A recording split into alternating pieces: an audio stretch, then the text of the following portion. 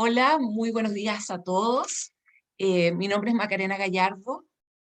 Probablemente muchos de ustedes no me conocen o quizás sí de otras instancias en la Cámara Alemana.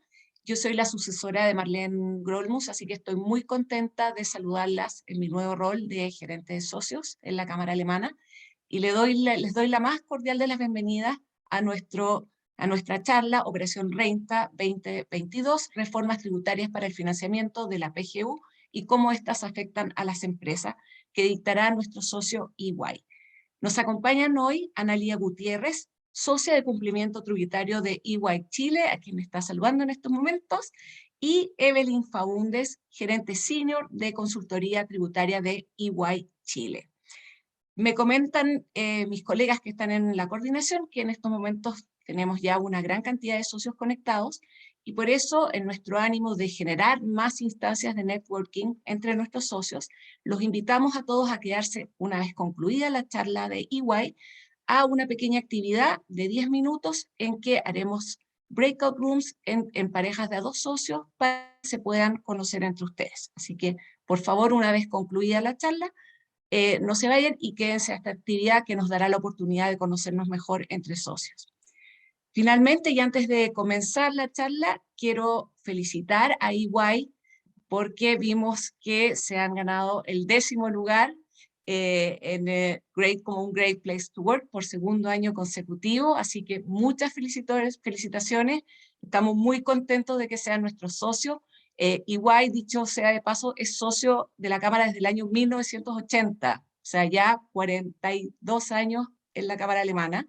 Así que más contentos por ese reconocimiento y además un socio muy activo, siempre muy dispuesto a compartir con nuestros socios sus conocimientos. Así que muchas gracias y sin más les doy la palabra a Analía y Evelyn. Muchas gracias. Muchas gracias, Macarena, por este reconocimiento, ¿cierto? Nosotros felices de participar con ustedes y siempre dispuestos para compartir los conocimientos tributarios, que a veces son una materia un poco árida, pero obviamente que todos queremos estar interesados. Y como dice, a nosotros como empresa, ¿cierto? Nos llena de orgullo estar dentro de las 10 mejores entidades para trabajar, así que estamos doblemente felices. Bueno, hoy día tenemos una presentación para compartir con ustedes junto con Evelyn Faúndez. Vamos a ir recorriendo, ¿cierto?, los principales temas que deben tener en cuenta para enfrentar esta operación renta y obviamente los principales aspectos que dicen que tienen un impacto tributario y que dicen relación con el financiamiento de la PGU. Así es que ahí lo vamos a ver como presentación.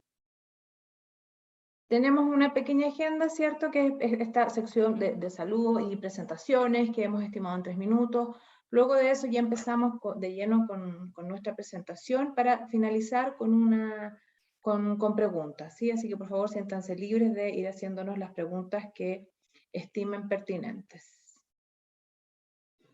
Vamos a partir, como decía, recorriendo los regímenes tributarios y algunos datos de operación renta que son provenientes de las estadísticas del año pasado, básicamente de recaudación y de contribuyentes, para ver más o menos un espectro general de cómo se comportan los impuestos en Chile. Luego vamos a pasar de lleno a una actualización tributaria, comentando las principales leyes, resoluciones y oficios que se deben tener en consideración para esta operación renta que ya se nos avecina. Luego vamos a comentar los principales cambios del formulario 22 para este año. Por suerte, este año no es tan profundo como el año anterior. El año anterior tuvimos realmente un destape en términos de cambio, porque se nos aperturó, ¿cierto?, el reverso que antes teníamos que era 1 para todos los contribuyentes. Desde el año pasado ya se aperturó en un anverso para cada tipo de contribuyente.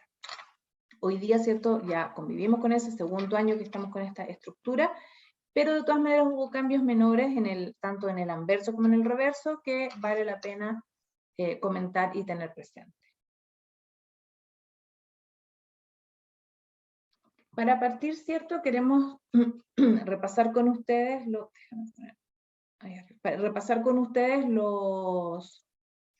principales regímenes tributarios que hoy día existen en Chile. Tenemos un régimen 14A, que es el régimen semi-integrado, en el cual están la mayoría de los grandes contribuyentes, ¿sí?, de las empresas que son grandes. Luego tenemos un régimen que es ProPyme, al cual pueden acogerse las compañías que tengan un capital efectivo menor a 2.550 millones, así como dato, ¿cierto? E ingresos inferiores a 2.250 millones, que son el equivalente a 75.000 UF.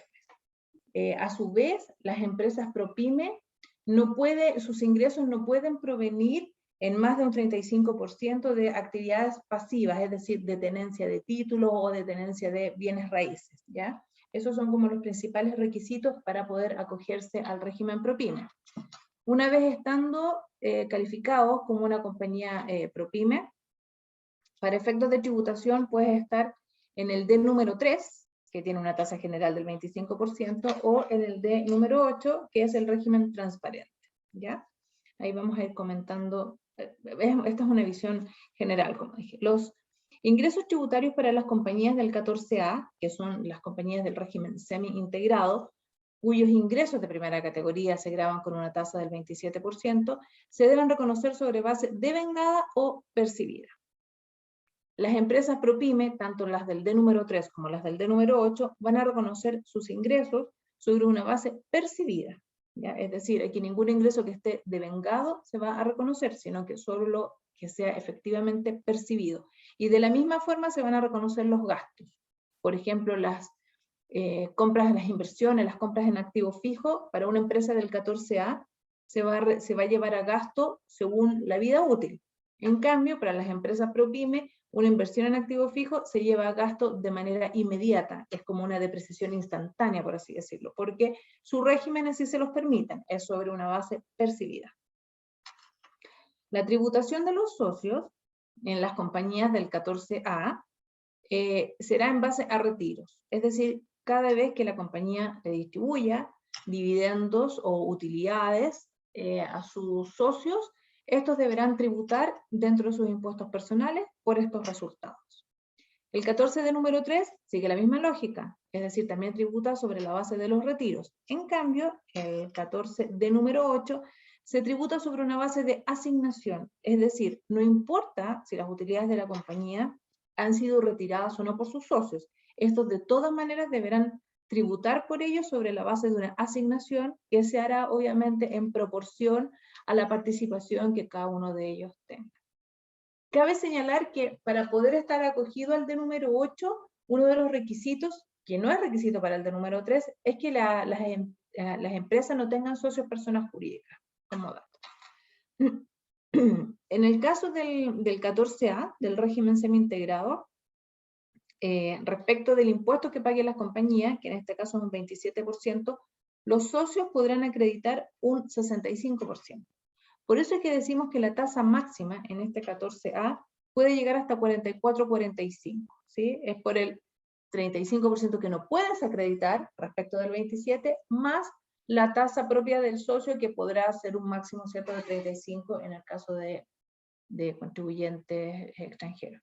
Cabe señalar que para aquellos propietarios de empresas o contribuyentes finales que estén domiciliados en países con los cuales Chile tenga un convenio para evitar la doble tributación, podrán acreditar el 100% de este crédito de impuesto de primera categoría de tasa 27%. De esta forma, la tasa efectiva para los contribuyentes finales, que son los dueños de las sociedades, ¿verdad?, en el caso del semi-integrado podrá ir desde 0, ¿cierto?, si uno no tiene ningún ingreso, hasta 44,45%, pasando obviamente por un 35%, ¿sí?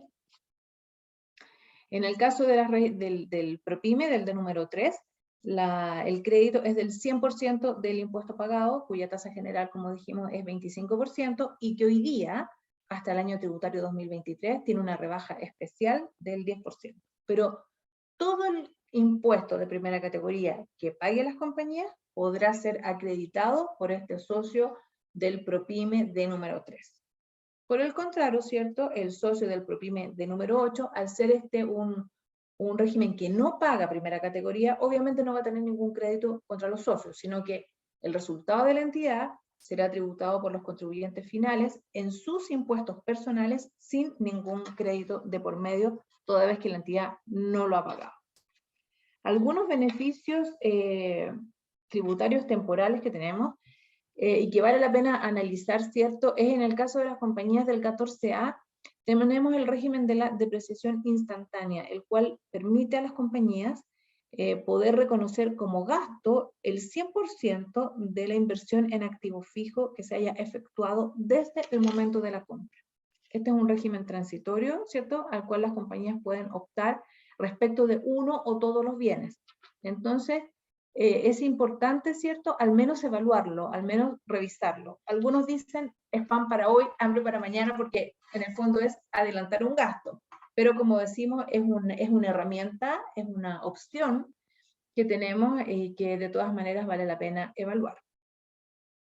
Asimismo, tenemos un régimen especial para reconocer como gasto, también instantáneo, la amortización de cierto tipo de intangibles, ¿sí?, que tiene que ver con ciertos desarrollos y propiedad industrial, propiedad intelectual, básicamente. ¿Ya? Entonces, como digo, vale la pena evaluar estas alternativas que tenemos disponibles para las empresas del 14A. Como adelanté en el caso del 14D número 3, el impuesto de primera categoría se está presentando con una tasa rebajada hasta el próximo año fiscal 2023. ¿Sí? Y también está con una disminución en la tasa de PPM a raíz de la misma rebaja del impuesto de primera categoría. Hola, buenos días. Bueno, un gusto estar aquí acompañándolos y traspasando un poco de conocimiento tributario, antecedentes importantes a tener presente para este proceso de operación renta. Mi nombre es Evelyn Faúndez y voy a hacer algunas explicaciones numéricas de lo que fue el proceso AT 2021, que es bueno saber qué ocurrió a nivel de recaudación fiscal, qué pasó con el impuesto global complementario, y acá vamos a ver datos estadísticos de la compañía.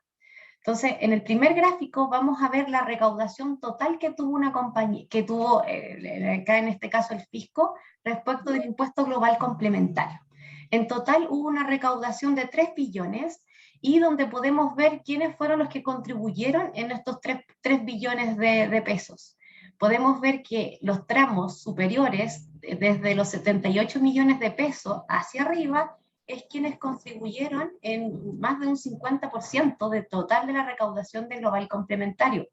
Este dato significa pago directo, no significa que si un contribuyente tuvo devolución de impuestos, no estaría incorporado acá.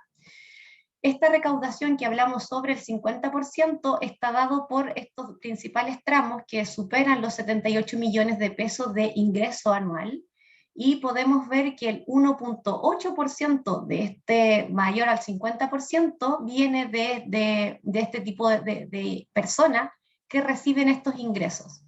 Acá podemos ver que la población en sí se concentra en el tramo inferior y en el 48.9%, y este 48.9% no tributa, dada la tasa del global complementario. Si lo comparamos a nivel del impuesto de segunda categoría, que este se declara de forma mensual, lo declaran las compañías, pensando en en personas que reciben sueldo, acá la situación es un poco distinta.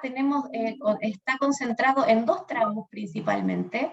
En el tramo de los 19 millones, entre 8 a 32 millones, se concentra la mayor población, como en los tramos superiores. Acá el total de la recaudación que hubo por impuestos de segunda categoría fueron 382 mil millones. Estas personas no declararon formulario 22 y por lo tanto, si uno quisiera ver a nivel de carga total, debiéramos sumar estos 2 impuestos que se cobraron el año anterior. Ahora, si vemos la situación a nivel de las grandes compañías, tenemos el régimen ProPyme. Acá el régimen ProPyme son 197.000 empresas, de las cuales se concentra la recaudación en las pequeñas, que son compañías que tienen ingresos inferiores a 775 millones. La recaudación total fueron 436.000 millones.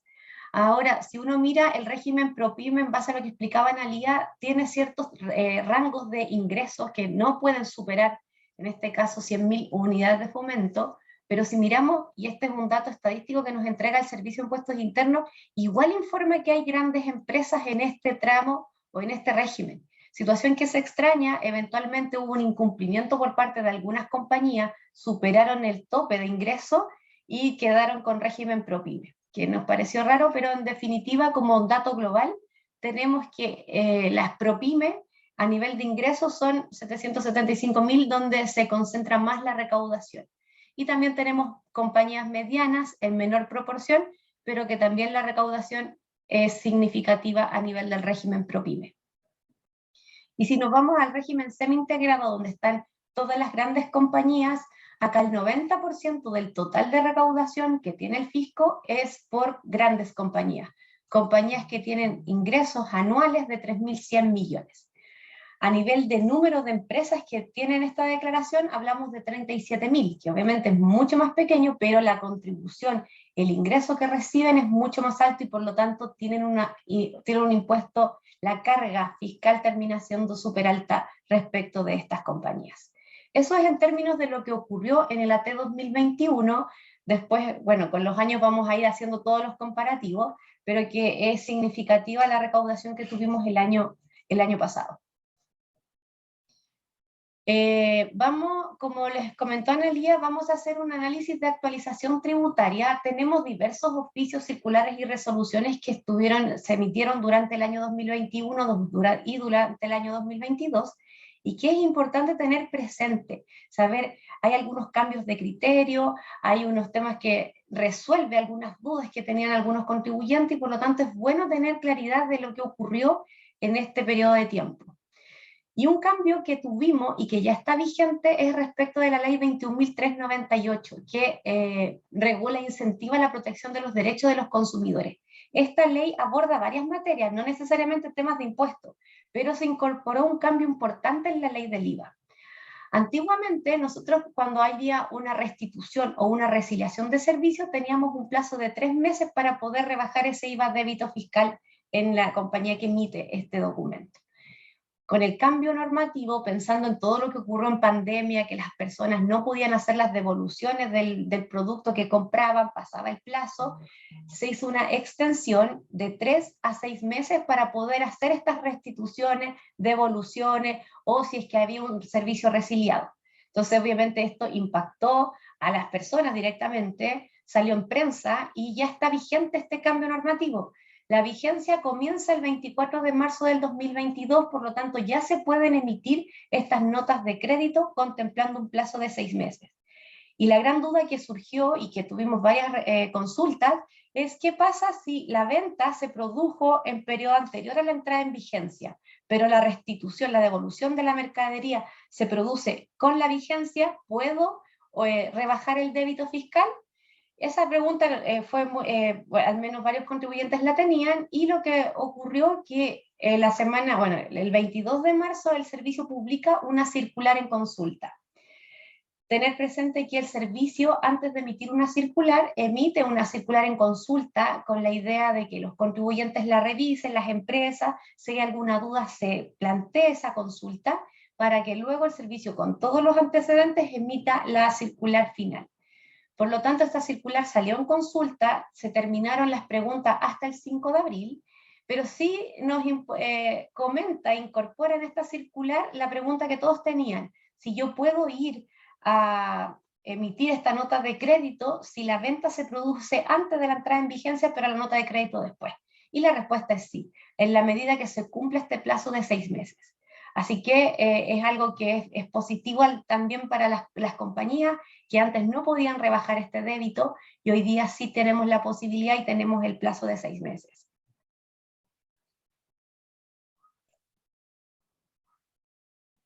Y ahora vamos a pasar a revisar, estuvimos revisando todas las resoluciones y oficios que se emitieron durante el año 2021 y 2022, y seleccionamos algunos que es importante tenerlo presente porque tiene impacto en este proceso de operación renta algunos.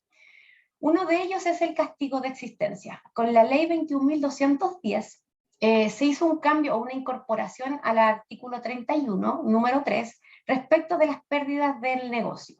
Y se incorpora dentro de este artículo la destrucción de existencia. Y lo que se dice es la destrucción voluntaria de existencia no se acepta como gasto, y es más, va a quedar afectos al 40%. Dentro de esos bienes que se hablan de destrucción voluntaria, se incorpora una serie de productos. Por ejemplo, juguetes, ropa, alimentos, productos farmacéuticos, bienes de construcción, y por lo tanto la norma lo que apunta, en este caso, en este cambio normativo, es hacer un mundo más verde. En vez de destruir, dónalo. Hay ciertas instituciones que están inscritas en el Servicio de Impuestos Internos para recibir todos estos productos. Entonces lo que busca, en definitiva, el espíritu de esta norma es donar en vez de destruir. La destrucción voluntaria es castigada con un 40%. Y de ahí surgieron varias dudas. Si lo miramos en la Asociación de Supermercados, todos decían, pero ¿cómo vamos a hacer este control? ¿Cómo vamos a poder entregar estos bienes en donación? Mucha duda, y en la misma ley se establece que el servicio va a emitir a través de resolución la forma en cómo se debe hacer, y además va a decir en qué casos va a considerar el Servicio de Impuestos Internos que esto no es una destrucción voluntaria, sino que es necesaria. Y la primera que ya salió y que está en vigencia, la vigencia parte en marzo, es la de alimentos. Y en alimentos lo que dice esta resolución es: la destrucción voluntaria de alimentos se sanciona con 40%. Entonces ya nos incorpora ese primer concepto, gasto rechazado. Lo segundo dice que, la ideal es donar en vez de destruir, pero si la compañía tiene por ciertas razones que destruir, no puede donar, se puede aceptar el gasto. Pero para eso se ponen distintos escenarios. Y dice, mira, yo voy a entender que esta existencia no es voluntaria si a lo mejor el producto efectivamente tiene un daño que podría generar un perjuicio para el que recibe este bien. La otra opción es, la compañía puso a disposición todo este alimento, pero la empresa que va a recibir el beneficiario, la institución que está inscrita, no lo retiró, no es culpa de la empresa, por lo tanto en ese caso también entendemos que una destrucción no voluntaria. Otro concepto que también podría ser que para la empresa entregar en donación les sale mucho más caro que el propio destruir. Por lo tanto, se ponen distintos escenarios y dice, perfecto, yo en todos estos antecedentes voy a entender que no hay una destrucción voluntaria, pero para eso necesitas llevar un anexo. Y es el anexo 1, donde se establecen los mínimos que debe tener cada compañía para poder documentar este castigo. Y dentro de ellos se tiene que detallar completo el volumen, la descripción del producto, el motivo por cual se está destruyendo, y por lo tanto, si lo empezamos a mirar a grandes empresas, igual son varios antecedentes. ¿Y qué han hecho algunas compañías? Se han acercado al Servicio de Impuestos Internos para empezar a discutir y ver cuál es el mejor escenario para que también el servicio flexibilice este control, pero también sugiriendo ciertas formas de control. Ahora, una de las empresas, al menos las farmacéuticas, por ejemplo, están bien complicadas porque no ha salido aún resolución. Todavía están ocupando la circular 3 que teníamos antigua, que nos permitía hacer esta destrucción, pero mientras no salga la resolución hay ciertas dudas, pero al menos de alimentos ya tenemos un antecedente para que empiecen a revisar si están cumpliendo con esta resolución. Como les decía, esta resolución está vigente desde marzo de este año, por lo tanto cualquier destrucción no voluntaria tiene que estar documentada, tiene que tener todo este antecedente de control frente a un proceso de fiscalización. Quizás indicar, ¿cierto?, que al final aquí lo que se busca es como una ayuda social, es decir, cualquier bien que las compañías tengan, o que fabriquen, o que comercialicen, y que esté apto para el consumo humano, o incluso también materiales de construcción, la idea es que sean donados, ¿cierto?, y no que sean destruidos. Finalmente es la destrucción, por decir algo, es un castigo hacia el egoísmo. En vez de, si tienes la posibilidad de donarlo, hoy día tienes un incentivo que además es tributario para poder hacerlo. Exacto. Así que, bueno, y muchas compañías, por ejemplo, de ropa decían, ¿sabes qué? Porque genera un perjuicio para la marca, si de repente no quedó bien impreso el logo, no puede ser comercializado, pero sí apto para donar, pero dicen, yo no quiero que este producto lo vean. Entonces han tenido varias discusiones este asunto. Al menos por alimentos ya tenemos resolución, por eso hay que estar pendiente cuando aparezcan las otras resoluciones, en qué aspectos van, si la compañía cuenta con sus sistemas para poder llevar todo el control y documentar este castigo no voluntario. Súper. Vamos a seguir. Una duda, al menos que siempre había y no teníamos oficio tan claro para establecer, es respecto de fusiones. ¿Qué fecha debemos considerar cuando fusionamos compañías? Y acá tenemos un oficio del 2022 que nos dice que la fecha que debemos considerar en cuanto a una fusión es cuando se reduce a escritura, y no cuando se establece, porque se hacen balances, prebalances, y por lo tanto se ocupa una fecha anterior porque no tiene los balances definitivos, pero al momento de cuando se reduce a escritura, la fecha en que se reduce, esa es la que marca la fecha en que debemos preparar los balances. Por lo tanto, el servicio fue claro en este oficio en señalar que esa es la que deben considerar y no otra. Independiente que se haga mención en la escritura de un balance distinto para hacer los cálculos, el balance final es cuando se reduce a escritura. Y otro aspecto que también se habló a nivel de oficio fue respecto de activos fijos. Este es un caso igual que es bueno tenerlo presente cuando se fusiona. Acá son dos compañías que se fusionan, pero una empezó a hacer la construcción de un activo fijo. No alcanzó a concluirlo y lo fusiona con otra entidad, por lo tanto quien continúa con la construcción de este activo fijo es la continuadora. Entonces la pregunta que se hace en este oficio es, ¿puedo utilizar en la continuadora la depreciación instantánea teniendo presente que el bien no está listo para utilizar? Por lo mismo la compañía continuadora siguió construyendo, siguió recibiendo estados de pago y es la última la que va a dar por aprobado el proyecto en su totalidad. Lo que dice el servicio es que para efectos de la norma tributaria, el momento de la adquisición es cuando se entiende, o sea, si hablamos de una construcción, cada estado de pago se reconoce en la adquisición en parte de un activo. Por lo tanto, la compañía original, la primera, ya recibió estados de pago, por lo tanto ya recibió parte del activo. Independiente que no lo haya utilizado al momento de fusionar, no puede utilizar depreciación acelerada por esos estados de pago aprobados. Pero para el caso de la compañía 2, que siguió recibiendo estados de pago, estos sí pueden ser utilizados como depreciación acelerada. Entonces genera un poco de complicación de control, dado que por una parte de esta construcción no vamos a poder aplicar depreciación acelerada, pero por la continuación de esta construcción sí. Entonces el servicio al menos responde este oficio, esta pregunta, y hace la separación. Entonces nos da antecedentes adicionales a tener presente frente a un proceso de fusión. Importante, es cierto, que recordar que en el fondo la depreciación acelerada solo se puede utilizar para bienes nuevos. Entonces aquí lo que pasa es que si una compañía se fusiona y en el momento de fusionarse, ¿cierto?, va a cambiar su RUT, entonces toda la obra en curso que la antigua traía no se entiende nuevo, sino que se entiende usado para el nuevo RUT que es la compañía fusionada. Y por eso es que para esta compañía, que ya es la fusionada, no se le permite depreciar aceleradamente, porque se entiende que esos bienes no son nuevos. Eso es en el fondo lo que hay como detrás de este oficio. Así es. Súper. Siguiendo con otro oficio que salió el 2022, que es bien reciente, el 4 de marzo, es respecto de los bonos. Este es el caso de un trabajador que fue desvinculado en el año 2019 y en base a sus antecedentes decía, me corresponde el bono, y por lo tanto la compañía cuando fue desvinculado no le pagó el bono. Entonces va, reclama y en sentencia de sede laboral se dictamina que sí le correspondía el bono a este trabajador. Entonces la pregunta que se hace es, ¿qué hago a nivel de gasto si estoy obligado a pagarlo? Lo pago y este pago de bono se hizo en el 2021. ¿Cuándo reconozco el gasto? Y lo que termina este oficio estableciendo es que el gasto se reconoce cuando se adeuda.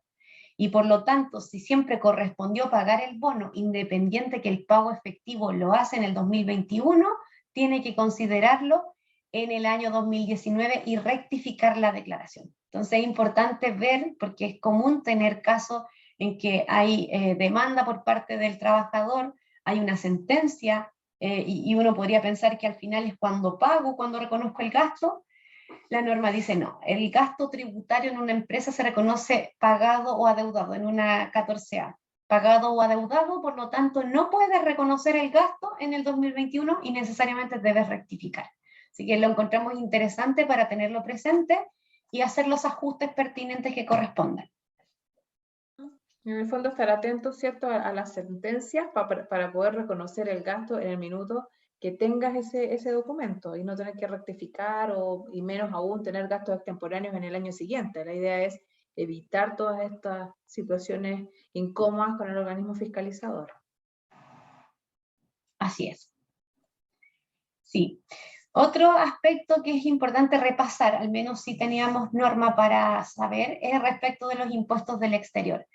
Conforme a las normas del 41A, las compañías pueden utilizar créditos pagados en el exterior, dependiendo del tipo de renta, dependiendo también del país el cual se gatillaron estos impuestos de retención, podemos utilizar créditos. Entonces la pregunta está, ¿cómo documento estos impuestos que se pagan en el exterior? Y lo que establece este oficio, y es bien ordenado al menos en cómo señalar, dice, mira, te voy a aceptar el formulario pagado en el exterior, una declaración emitida por la autoridad del exterior que acredite el pago efectivo, un comprobante de pago que también se pueda acreditar, y todos estos antecedentes o cualquier documento que permita confirmar que en el exterior hubo un pago de impuestos y bueno, y obviamente en cumplimiento con la norma del 41A podemos utilizar como crédito.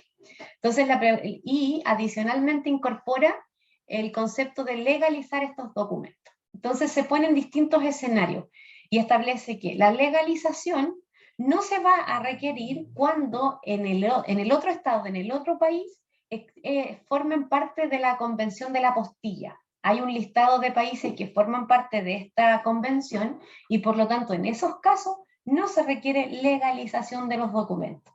También se dice que no se va a requerir legalización cuando estemos frente a un país donde Chile mantiene convenios para evitar la doble tributación. Entonces basta con el documento que recibimos del exterior. Y en el último caso es, si no tenemos convenio, no cumplen los dos antecedentes adicionales, pero el fiscalizador puede acreditar la veracidad del documento, tampoco se va a requerir. Por lo tanto, es importante ver de dónde vienen estos créditos, qué país tengo, ¿este país está formando parte de la Convención de la Apostilla? Si la respuesta es no, tenemos que ver, ¿este país tiene convenio para evitar la tributación? No. Y si se puede acreditar la veracidad del documento sin legalizar, tenemos todos esos antecedentes para tener en cuenta si es que es o no necesario la legalización. Por lo tanto, al menos explica el paso a paso de qué es lo que debemos tener presente para poder acreditar los impuestos en Chile. Y también tener presente que cualquier renta de fuente extranjera es importante presentar la DJ 1929. Esta es una declaración jurada que uno incluye todas las rentas de fuente extranjera, también informa los créditos y sobre todo, si vamos a utilizar crédito, el servicio se los cruce. Entonces, si vamos a utilizar crédito y no presentamos DJ, automáticamente va a salir la alerta para el servicio. Entonces, es importante cumplir. Esta DJ vence en junio, por lo tanto, todavía hay plazo para prepararla y presentarla. En términos generales, ¿cierto? Es muy importante la información que los contribuyentes aportan a través de las declaraciones juradas y todas ellas deben estar bien alineadas con el formulario 22. Como decimos, hay algunas declaraciones juradas que vencen en junio, que son posteriores al formulario. Entonces hay que tener harto ojo para que estén realmente calzadas y si fuera necesario hacer un cambio, hacer los cambios pertinentes en tiempo.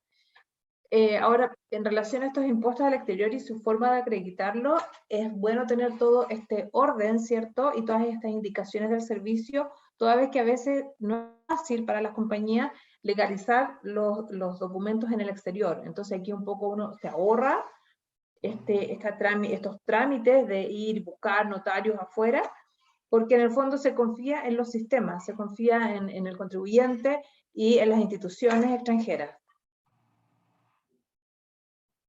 Así es. Súper, gracias, Analia. Siguiendo con otro tema que igual viene del año 2020, pero además el servicio emitió otro oficio, es importante tenerlo presente, y que es muy usual, las cuentas corrientes mercantiles. Es muy común dentro de un grupo empresarial tener cuentas corrientes entre distintas compañías. Se van haciendo pagos, se va moviendo esta cuenta, no es en sí, no parte como una operación de crédito de dinero, sino que son movimientos de cuentas por cobrar y por pagar entre distintas compañías. Lo que dice el servicio es que mientras esta cuenta corriente mercantil no se liquide, no se entiende una operación de crédito de dinero y por lo tanto, si además tiene indexado un interés, ese interés devengado no puede ser reconocido ni por la parte deudora ni acreedora. Entonces ahí la pregunta es, ¿cómo liquido una cuenta corriente mercantil?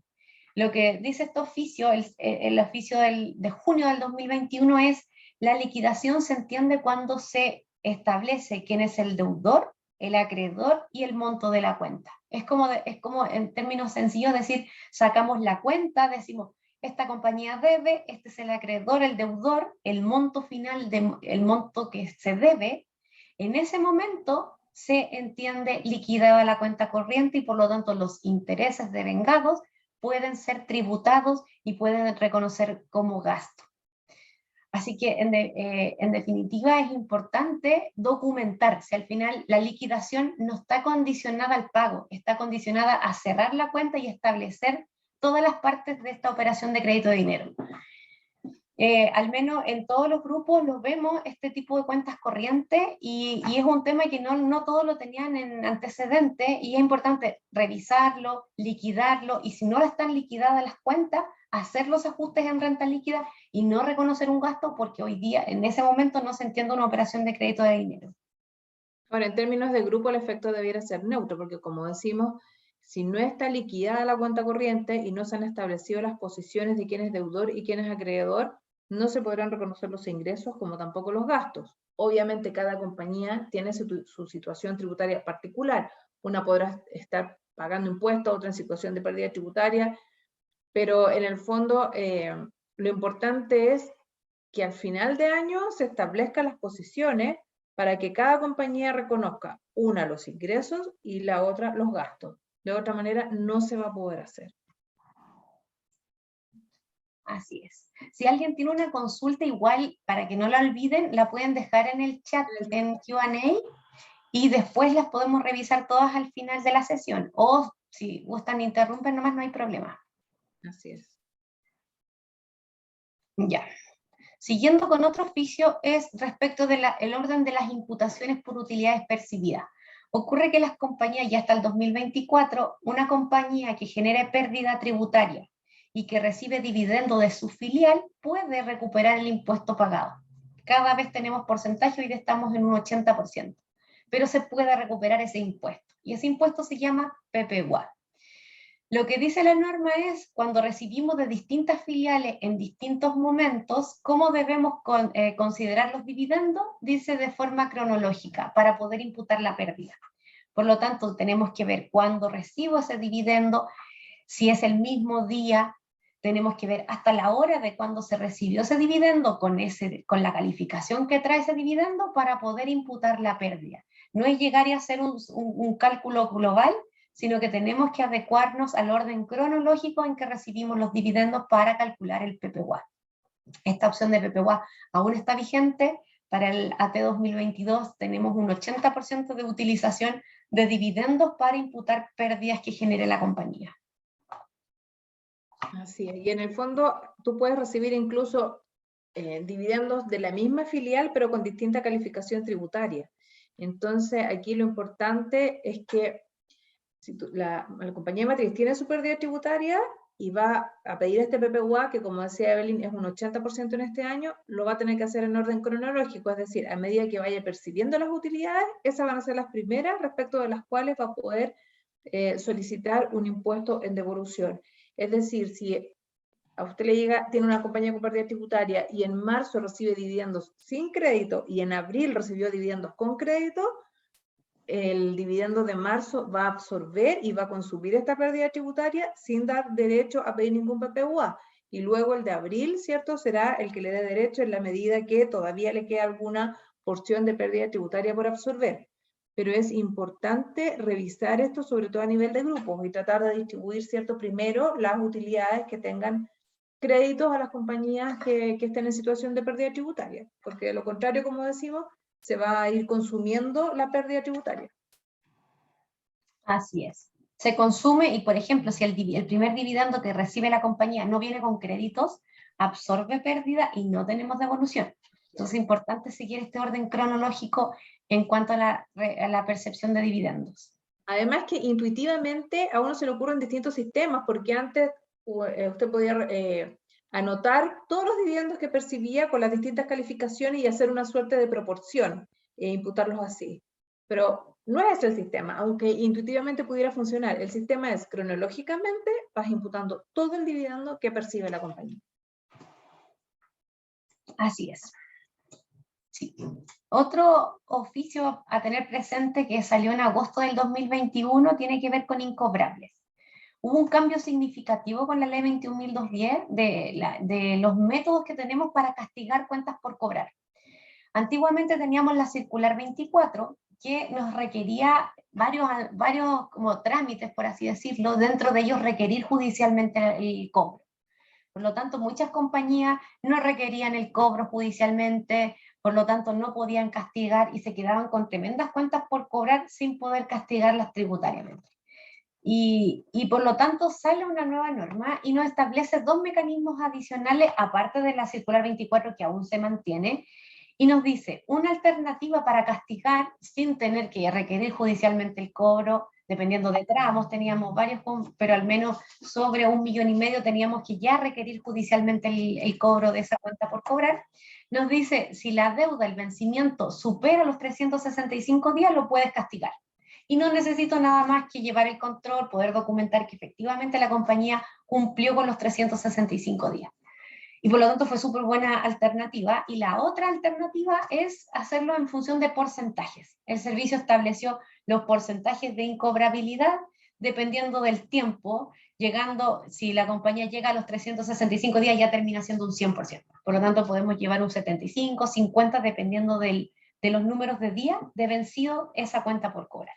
Por lo tanto, muchas compañías empezaron a utilizar los castigos, reconocieron castigos que no habían podido reconocer periodos anteriores, pero como nunca los castigaron, la norma nos permitió hacerlo ahora. Y eso fue súper bueno, hubo una evaluación profunda de todas las compañías, y nosotros partimos pensando que todo lo que se podía castigar, o sea, de periodo anterior y que cumplía con los 365 días, lo reconocíamos como gasto 2020, que fue súper bueno, pero no teníamos certeza qué pasa si se me quedó una cuenta por cobrar, no la tomé en cuenta, no la reconocí el año 2020, la puedo reconocer 2021, por más que hasta el año 2020 ya cumplía con los 365 días. Algunos eran de la posición que sí, otros que no, pero este oficio nos viene a aclarar y dice, si no lo castigó créditos vencidos que vienen del año 2019, antiguos, pero no lo reconoció en el 2020 como gasto tributario, pudiendo hacerlo, no importa, hágalo en el 2021. Y por lo tanto nos sigue abriendo la puerta y no es taxativo en decir solo 2021, sino que desde que se cumple la condición y no lo ha reconocido como gasto con anterioridad, lo puedes castigar tributariamente. Así que con este oficio muchos dijeron que bueno, volvieron a revisar sus cuentas por si había algo pendiente para poder aprovechar esa rebaja tributaria. Evelyn, importante mencionar, ¿cierto? Que, como bien decías tú, en la circular 24, que es la antigua, sigue plenamente vigente, que es la que consiste en requerir judicialmente al deudor. Ahora tenemos estos dos métodos alternativos que nos hacen la vida más fácil, porque es por el simple paso del tiempo que se pueden reconocer como gastos. Pero estos métodos alternativos solo funcionan para entidades que no sean relacionadas. Eso es importante. ¿Sí? Solo para entidades que no sean relacionadas. Y como no decía Evelyn, sí, claro, si usted se le quedó algún castigo y una cuenta por cobrar, porque le faltaba buscar la factura, si es que es de la época en que la facturación todavía no era electrónica, aún puede hacer la carpeta. Entonces, si la carpetita y todos los antecedentes que en el fondo respaldan la existencia de la cuenta por cobrar, la juntó hoy día respecto de una deuda que era del 2017, hoy día sí la va a poder castigar por el solo paso del tiempo, sin necesidad de haber requerido judicialmente al deudor. Sí, así que es una buena alternativa de poder optimizar carga tributaria.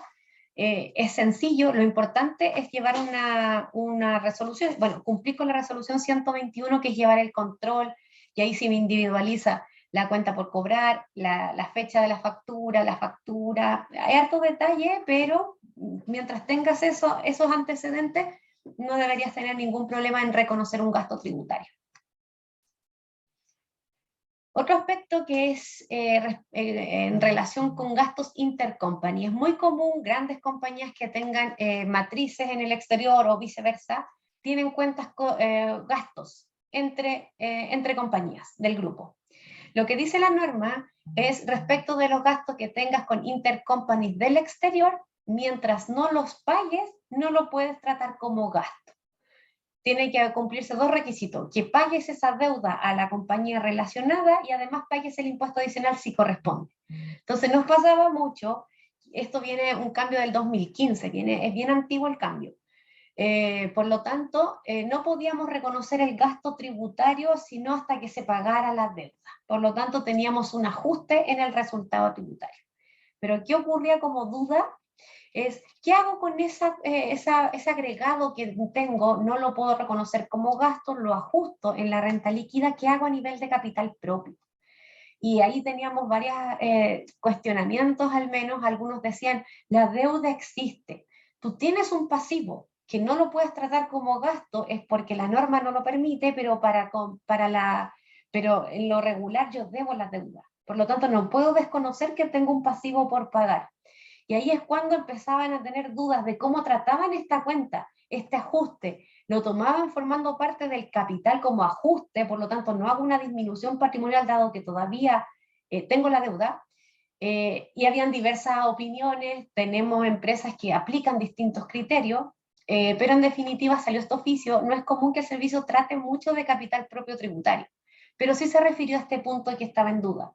Y dice que esta deuda, que si bien la tienes con tu entidad extranjera, dado que no la has pagado, no se puede entender una disminución de capital. Y por lo tanto no la puedes tratar como pasivo exigible. Por lo tanto se ajusta y tu capital va a quedar más alto y una vez que la pagues se va a reconocer esa rebaja. Entonces, un cambio menos normal. Sí, Analia, dale. Yo creo que el pasivo exigible existe porque tienes un documento y el dinero se debe, pero como no lo has reconocido como gasto, puede interpretarse como un gasto activado. A mí me gusta verlo de esa forma porque me hace sentido. Como dice Evelyn, el Servicio de Impuestos Internos nunca se ha manifestado mucho respecto del capital propio tributario porque nunca fue mucho de su interés, pero hoy día, que es determinante para efectos de calcular las utilidades afectadas a impuestos, claro que le pone mucho más ojo al capital propio tributario. Y en el fondo, mientras más grande sea más utilidades tributables va a tener la compañía. Solo decirles que nos quedan 4 oficios para comentar en virtud del tiempo y luego vamos a ver de lleno ya el formulario. ¿Sí? Así es. Este es se dictaminó a través de un oficio cómo se debe informar la DJ 1928 cuando una compañía tenga contabilidad en dólares.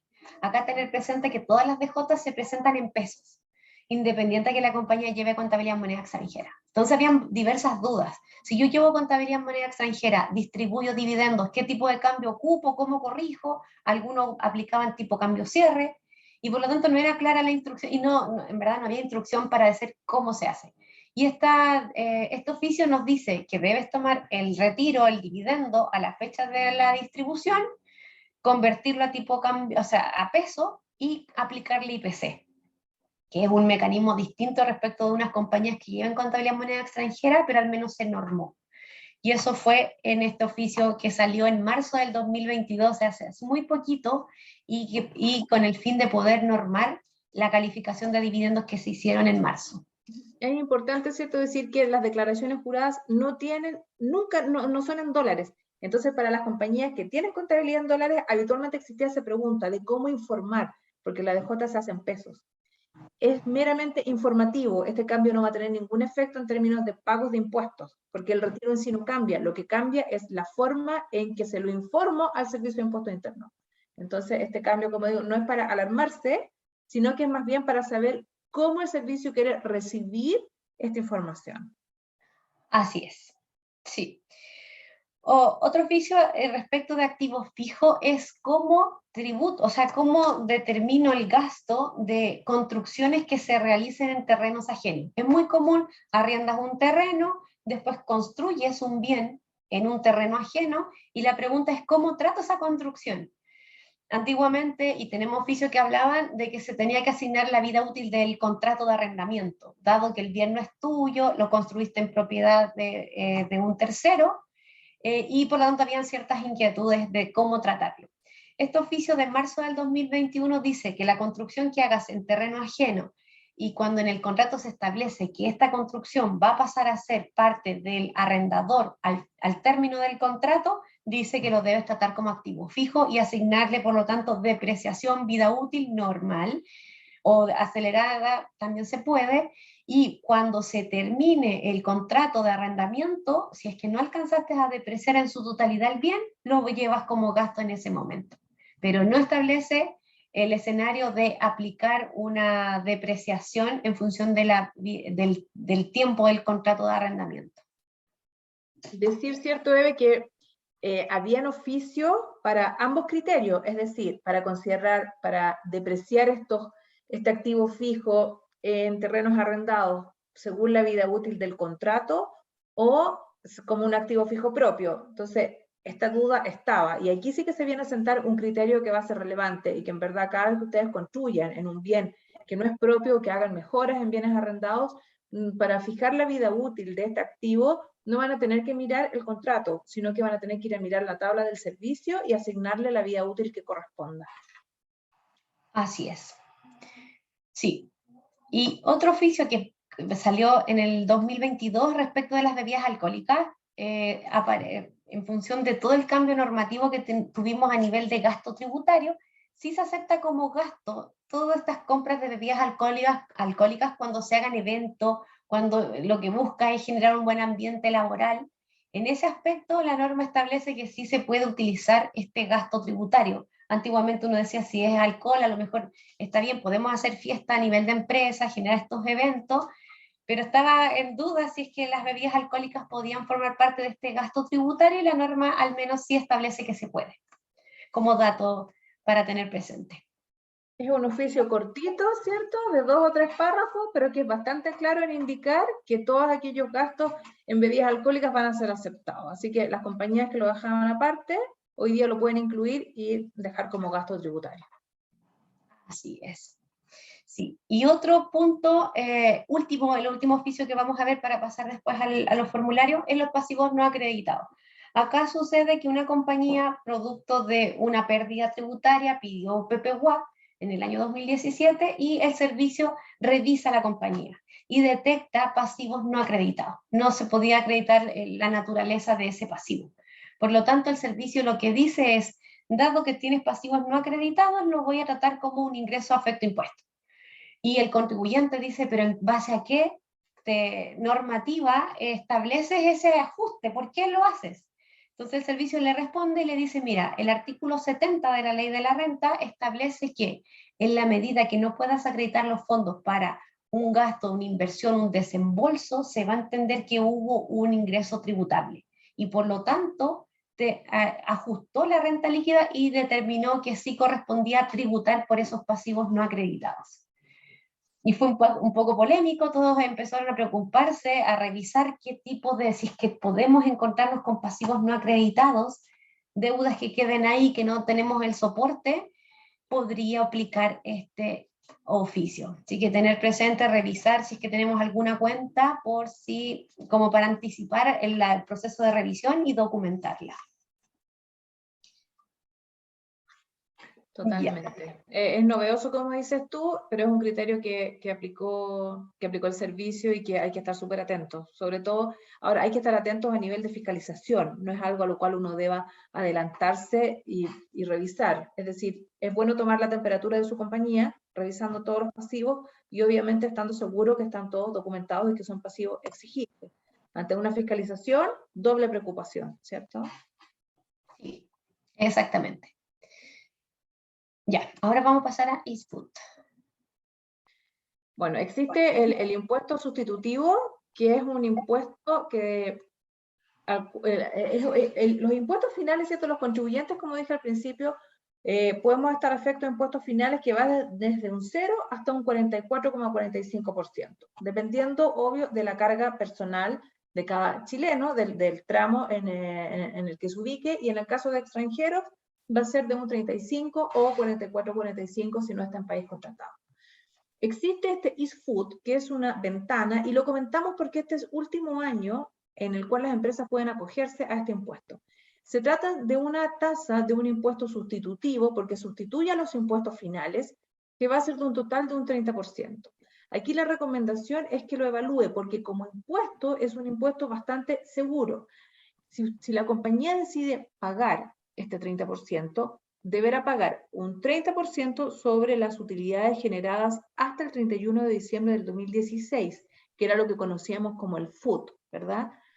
Son esas utilidades las que podría acoger a este sistema.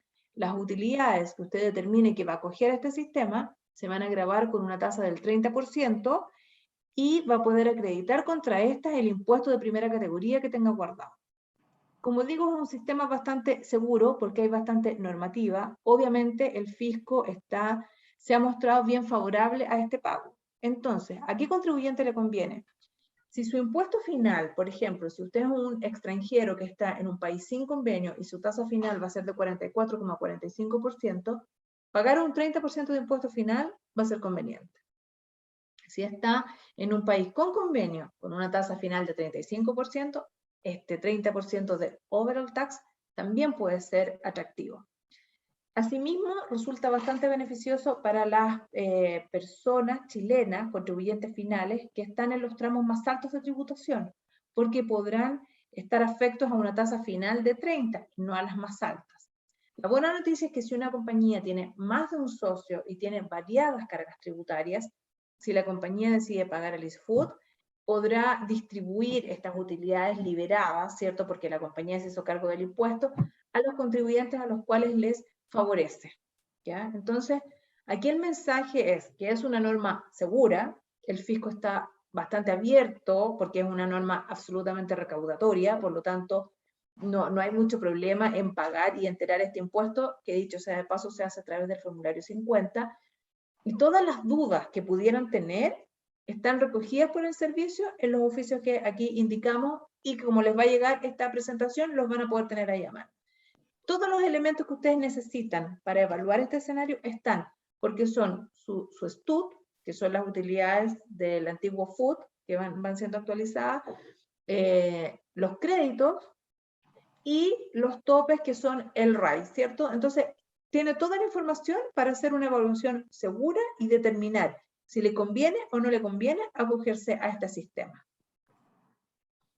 Así es. Claro, y la opción está hasta el 30 de abril, así que muchas compañías están haciendo todas las evaluaciones, todavía hay tiempo, así que para tenerlo presente y después no decir por qué no lo aplicamos, es importante hacer la evaluación y si no conviene, tener el fundamento por qué no. Hay tiempo, pero como dices tú, es hasta el 30 de abril de este año, entonces no queda tanto tiempo, pero la evaluación no debiera tomarle, no es demorosa, no es lenta, ¿sí? Así es. Sí, ahora vamos a pasar bueno, primero vamos a ver los plazos que tenemos de cumplimiento. Bueno, en marzo tuvimos varias declaraciones juradas, ahí pusimos algunas, las más generales. El 2 de mayo es el vencimiento del formulario 22, el 30 toca día fin de semana, por lo tanto quedó para el 2 de mayo aquellos formularios con pago. El 10 de mayo tenemos el vencimiento de las compañías que no tengan pago de impuestos, y el 30 de junio vienen otras declaraciones juradas, ahí están unas bien relevantes que son resultado tributario, balance, las rentas del exterior, impuesto adicional, precio de transferencia.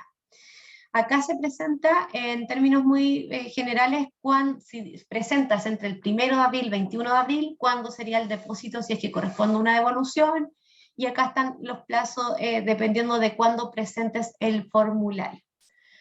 Importante tener presente que las rectificatorias van a estar disponibles desde la segunda semana de junio del 2022, por lo tanto, si te das cuenta de un error, ya presentaste el formulario, el servicio deja como abierto un espacio hasta el 20 para poder pisar esta declaración. Pero si ya pasamos ese periodo, no tenemos opción, hay que esperar hasta la segunda semana de junio para poder presentar la rectificatoria. Y ahora vamos a ver el anverso. Afortunadamente este año, Operación Renta, el año pasado tuvimos un cambio profundo en el formulario, tuvimos que aprender a utilizarlo, pero este año los cambios son muy sutiles, muy sencillos y necesarios, dado algunas sutilezas de cambios normativos. Tenemos 3 agregados en el anverso. En todo el anverso solo se agregan 3 líneas, una que tiene relación con rentas presuntas, que se agrega una parte de créditos sin derecho, la línea 13, que el año pasado existía pero no tenía número, estaba en blanco, el retiro único, cuando le retiraron los fondos de la AFP, el segundo retiro queda afecto impuesto, por lo tanto hoy día quedó en la línea 13 del formulario. Y la última línea que se agrega es la del préstamo solidario del Estado, tasa cero. Se tiene que reintegrar, este año se tiene que pagar, todas aquellas personas naturales que pidieron este préstamo están obligadas a presentar formulario para poder integrar este pago, este préstamo solidario. Vamos a ver un poquito más en detalle cómo se llena ese recuadro. Pero esos son las tres líneas que se agregan en anverso, muy sencillitos. Se eliminan algunas, que es porque ya no aplica. Una de ellas es cuando teníamos una diferencia positiva del capital propio por la rectificación del capital propio y había un impuesto renta, esa opción de pago de ese impuesto era vigente hasta la T2021, como el 20% de una diferencia de capital propio. Eso ya no se puede hacer, solo llegaba hasta la T2021, por lo tanto se eliminan esas líneas. También se eliminan unas líneas que tienen relación con el régimen de renta atribuida, que es la retención de impuesto adicional, que eso teníamos ese régimen, pero ya no existe y por lo tanto no hay retenciones que pedir en devolución, por lo tanto se elimina. Y por último, una devolución anticipada producto de la pandemia que se podía solicitar de las retenciones de honorario en enero y febrero de 2020, pero eso obviamente ya no es aplicable, por lo tanto se eliminan esas tres conceptos. Ahora vamos a ver la modificación en las personas naturales, solo para tener presente que hoy día el único cambio es el nuevo recuadro 24, que tiene que ver con el préstamo tasa cero. En este recuadro se tiene que llenar por todas aquellas personas naturales que sí pidieron este préstamo, y lo primero que uno debe hacer es comparar el 5% de la renta de la base de impuesto global complementario o el 10% del monto del préstamo tasa cero. El menor de los dos va a ser el monto que se va a pagar. Descontado todos los anticipos que pudo haber hecho la persona natural, ya sea por honorarios que les retuvieron el 3%, por sueldo que se les retuvo, porque pagó, hizo pagos por este préstamo de forma anticipada. El neto que nos dé de este monto a pagar o devolución se informa acá. Y también la persona tiene la posibilidad de pagarlo, dejarlo en el fisco, no pedirlo en devolución para cuotas futuras. Esta es alternativa. Y lo importante es tener presente que si tienen algún familiar o alguien que haya pedido este préstamo, tiene que presentar el formulario 22, es una obligación. Y vamos ahora a ver las modificaciones al reverso del 14A. Acá tenemos 4 recuadros con cambio, datos informativos que es transversal para todos, depreciación, el registro de renta empresarial y el SAC. Son 4 que se cambian, pero los cambios, como les decía, son muy sutiles. Primero, en el recuadro número 6, datos informativos, se incorporan 2 conceptos que tienen que ver con los vehículos eléctricos o híbridos.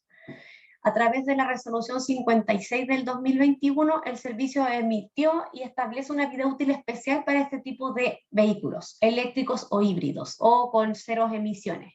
Entonces te permite ocupar una depreciación acelerada de 1 año o normal de 3 hasta el año 2031.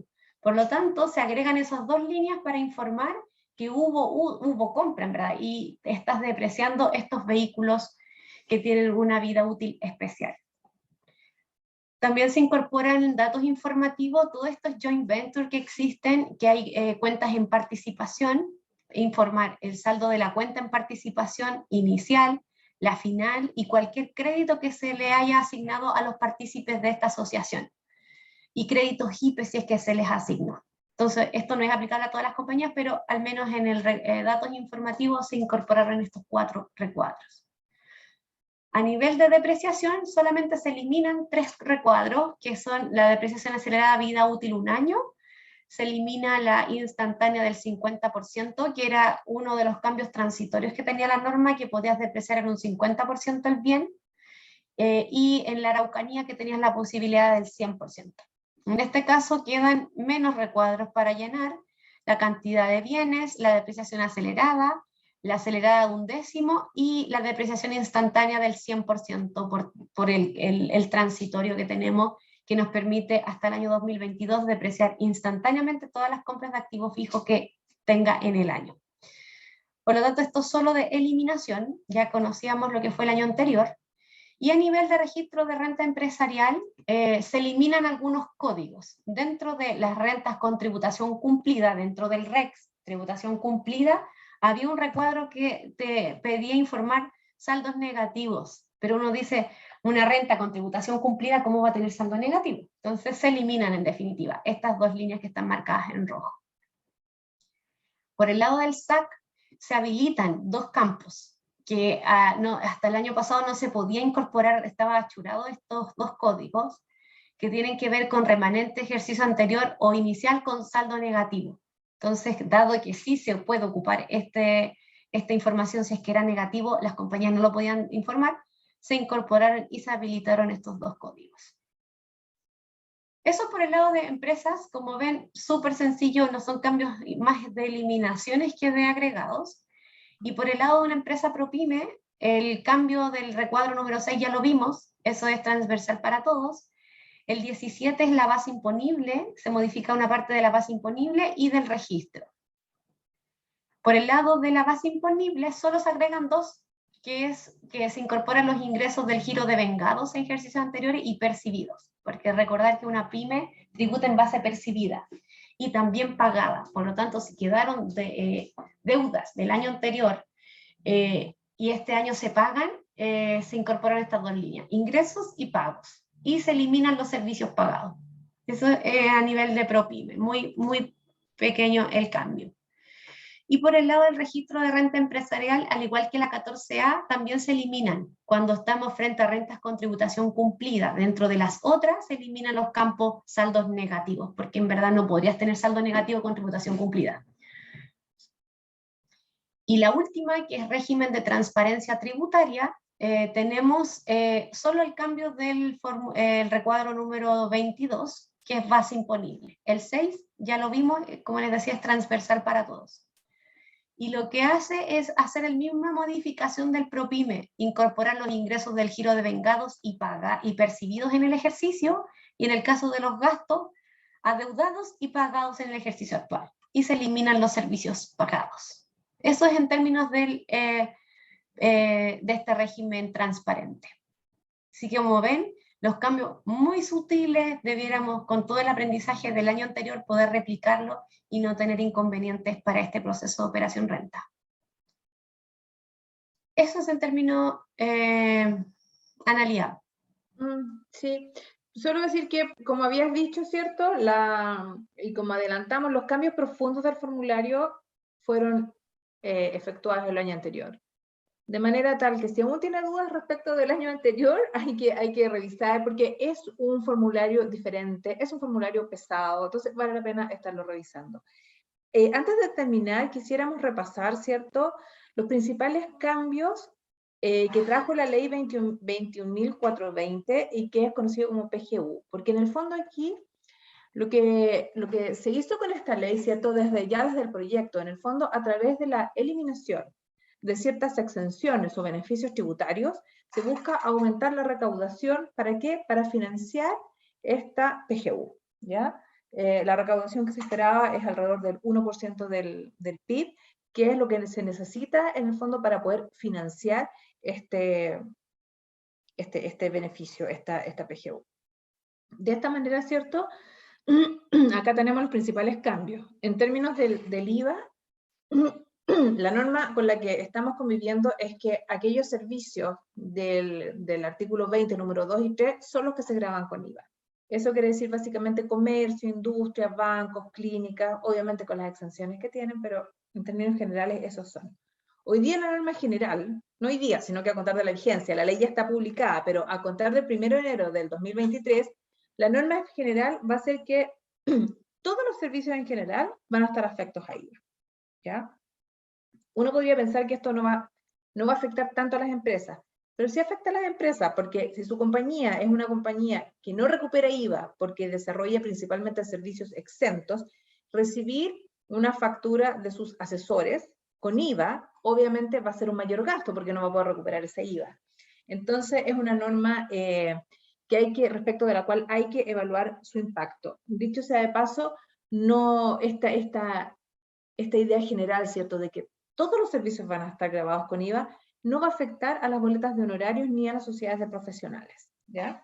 Pero como digo, en términos generales, todos los servicios van a estar afectos con IVA, salvo los que sean prestados a través de boletas de honorario o servicios o compañías de profesionales, y aquellos que están exentos por su naturaleza, como son la salud, los servicios de educación y los servicios de transporte de pasajeros. Como número 2 para comentar, pusimos aquí la exención, ¿cierto? Existía una exención del artículo 107, respecto de la cual todas las utilidades o ganancias de capital generadas a partir de instrumentos con presencia bursátil no pagaban ningún impuesto, estaban exentos. Hoy día, ¿cierto? A contar de la vigencia de la norma que va a ser en septiembre del 2022, estos beneficios van a estar grabados con un impuesto único que va a ser del 10%, ¿ya? La exención se va a mantener, sí, para aquellos inversionistas institucionales. Entonces, todas las compañías que no son inversionistas institucionales y que efectúan operaciones en valores o acciones de instrumentos con presencia bursátil van a tener que pagar un 10% como un impuesto único a contar de septiembre de este año, ¿ya? Para que lo tengan presente y revisen en su compañía las inversiones que tienen y cómo les va a afectar este impuesto. Como número 3 tenemos el leasing financiero, ¿cierto? Sabemos que para efectos tributarios el leasing es un contrato de arriendo principalmente. Por lo tanto, el 100% de la cuota pagada es gasto para el arrendador.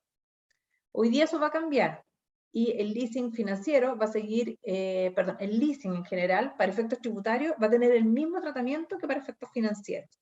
De esta manera, el arrendador que reconocía como gasto el 100% de la cuota, hoy día no lo va a poder hacer, sino que lo que va a reconocer es el activo fijo, que es objeto de este contrato, lo va a reconocer como de su propiedad y por lo tanto va a poder amortizarlo. Por lo tanto, aquí hay un cambio. Ya no puedo reconocer el 100% de la cuota como gasto, pero podría reconocer la depreciación del bien que estoy adquiriendo a través de esta modalidad. Obviamente hay que medir también los efectos e impactos que tenga desde la perspectiva del arrendador y el reconocimiento de sus ingresos, porque aquí tenemos dos caras, ¿cierto? Tanto el arrendatario como el arrendador. La vigencia es para todos aquellos nuevos contratos que se firmen a contar del 1 de enero del 2023. Así que la invitación es a revisar los efectos. Como número 4 tenemos el crédito del activo fijo, que actualmente hay un crédito, ¿cierto? Que va entre el 4 y el 6% del monto de las compras de inversiones en activos fijos que usted realice, lo puede usar como crédito contra el impuesto de primera categoría. Hoy día, o a contar del 1 de enero del 2023, porque es la vigencia de la norma, ya no podrán las grandes empresas utilizar este crédito. Sí sigue este crédito para las pymes, pero no para las grandes compañías. Otras normas, ¿cierto?, que no van a afectar, o sea, van a afectar a muchas compañías, son la eliminación del crédito de las empresas constructoras, ¿cierto? Va a haber una eliminación gradual de este beneficio. Las patentes mineras también van a tener un alza, las patentes de exploración y explotación van a ir sufriendo un alza global.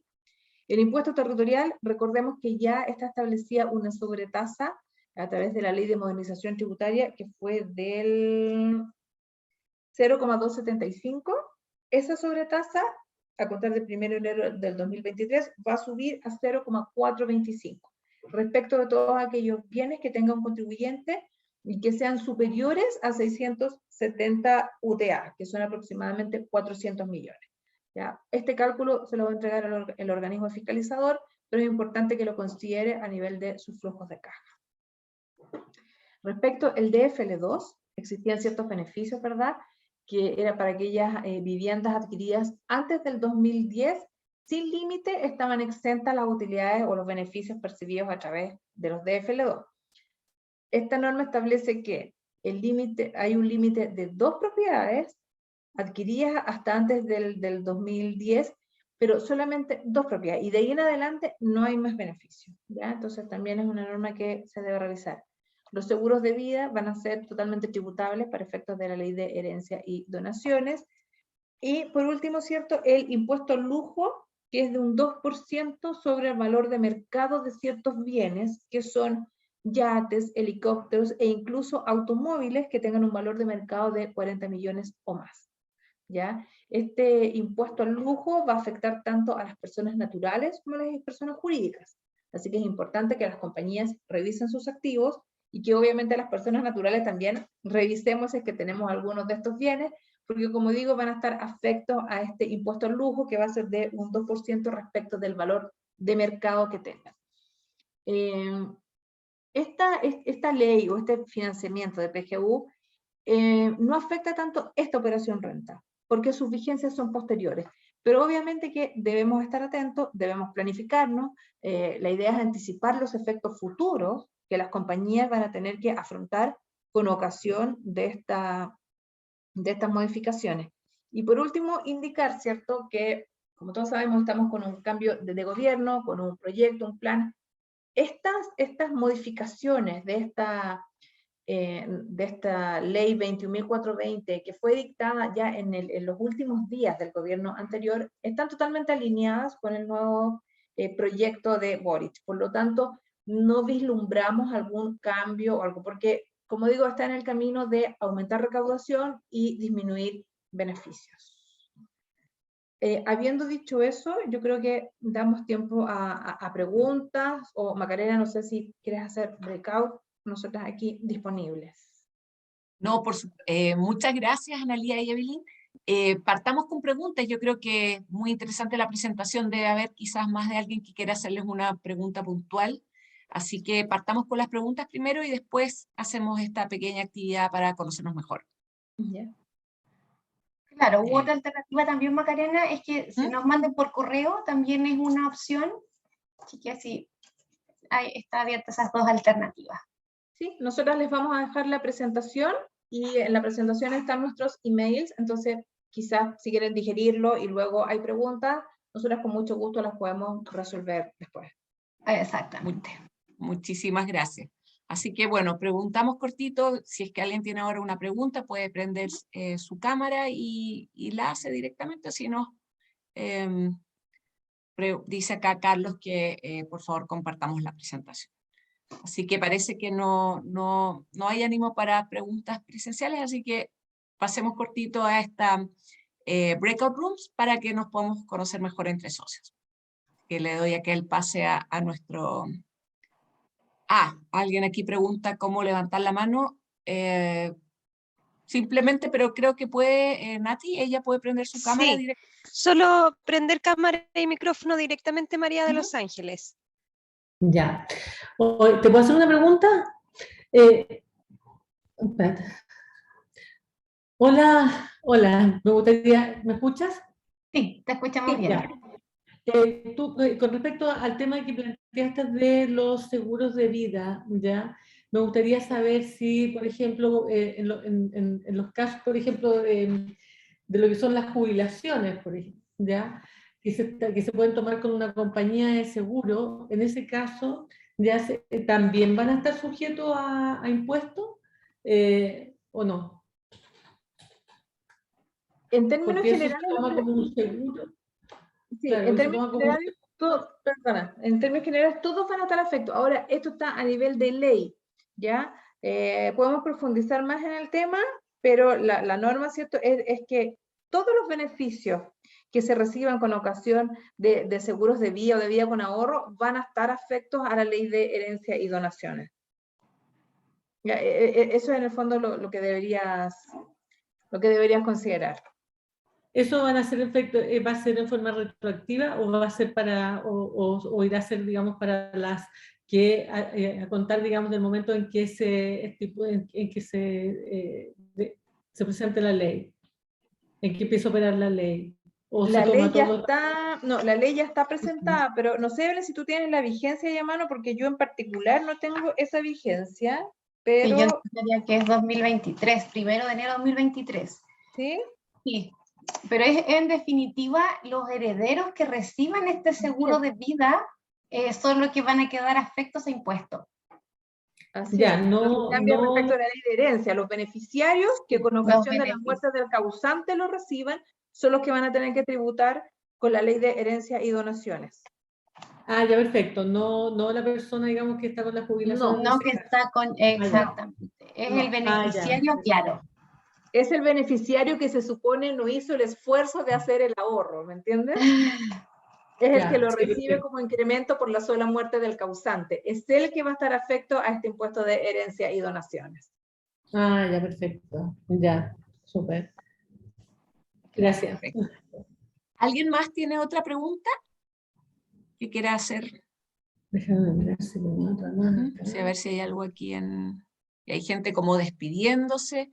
Bueno, en atención al tiempo, yo creo que ya hay mucha gente que realmente tiene que tomar y asistir a otras reuniones, así que yo creo que quedamos muy poquitos para hacer la actividad del breakout room, pero quizás los que estamos todavía pueden presentarse para que Analía y Evelyn sepan muy bien quiénes estuvieron acá atendiendo su presentación. Así que le puedo dar la palabra ya que María de los Ángeles la conocimos, así que quizás nos cuentas un poco de qué empresa eres, tu nombre, por qué están en HK, eso. María de los Ya. Ángeles. Bueno, te cuento. Nosotros somos la empresa, digamos, yo soy gerente general y dueña de la empresa VitalSec, SPA. Nosotros estamos trabajando y ya llevamos una larga data, digamos, trabajando en todo lo que es el área de insumos médicos, así que trabajamos en esa área, tanto en la parte pública como privada, ¿ya? Y bueno, llevo ya varios años perteneciendo, yo creo que, no me acuerdo cuántos años son, pero sé que son muchos años ya, perteneciendo como socia ya de la Cámara de Comercio alemana. Y también pertenezco y trabajo, digamos, con los grupos, digamos, de directorios colaborativos. Así es que ha sido una súper buena experiencia ya de enriquecimiento, digamos, entre todos los socios. Así que muy contenta, digamos, de pertenecer, digamos, a esta cámara y todas las actividades que ustedes organizan que son tremendamente interesantes. Qué bueno, un Muchas gusto, gracias, María de los Ángeles. Voy a seguir acá con cómo me aparecen en mi pantalla. Carlos Chávez, te invitamos a presentar. Se fue. Entonces, Cecilia Cuevas, veo acá en mi pantalla. Te invitamos a presentarte. Cecilia. No, parece que no está. Y ya lamentablemente se han tenido que salir todos. Bueno, a veces el tiempo es poco, todos lo sabemos, vivimos en esta vorágine. Así que, sin más, voy a dar por terminada entonces esta sesión. Agradecerles nuevamente a Analía y Evelyn por su tiempo, su dedicación. Una presentación muy buena, muy detallada. Yo creo que es de gran utilidad para los socios que pudieron asistir y sin duda para quienes lo puedan ver después en la grabación que vamos a compartir. Así Macarena, que como les deseo a todos un muy buen fin de semana y ojalá nos veamos pronto en otra actividad. Bien. Chao. Hasta Muchas luego. gracias. Que estén muy bien. gracias. Que estén bien, gracias. Gracias. Chao. Buen día.